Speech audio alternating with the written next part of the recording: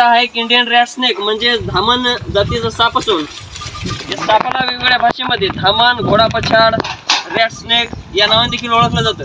मित्रांनो, या सापाला शेतकऱ्याचा मित्र म्हणून देखील ओळखलं जातं।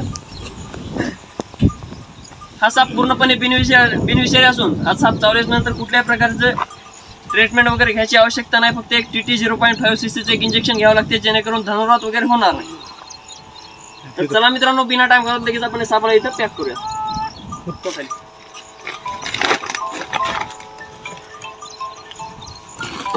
हॅलो, हा गडबड येतात ना तिकडे धरली तिकडे थैलीच्या काढून ये लागतील।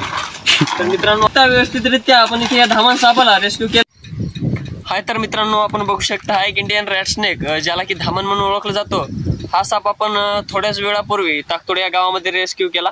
तर मित्रांनो, हा साप पूर्णपणे बिनविषारी असल्या कारणास्तव आपल्याला फॉरेस्ट विभागमध्ये न नेता इथंच निसर्गाच्या सानिध्यात रिलीज करणार आहोत। मित्रांनो, आज आपल्यासोबत व्हिडिओ शूटिंग काढण्यासाठी कोणी नसल्या कारणाने आपण स्वतःच व्हिडिओ शूट करत आहे। तर चला मित्रांनो, बिना टाइम घालवता लगेच आपण या सापाला इथं रिलीज करूया।